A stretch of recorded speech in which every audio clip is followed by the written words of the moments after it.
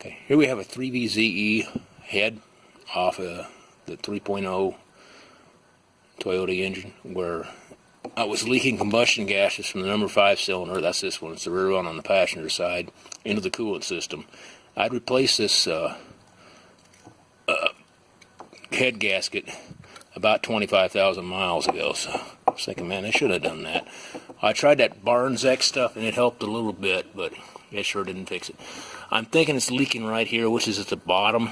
This cylinder head's upside down. This is at the bottom of the cylinder into here. So that's where it looks like it blew through.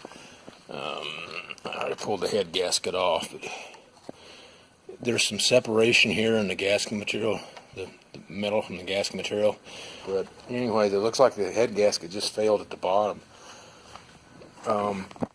And it's a poor head. I don't know. I thought I got good head gaskets for these when I did this. I put new head bolts in them and torqued them to factory specs. I believe I did, but they sure came out kind of loose. So I have my suspicions there. I'm not sure what I'm going to do with this motor.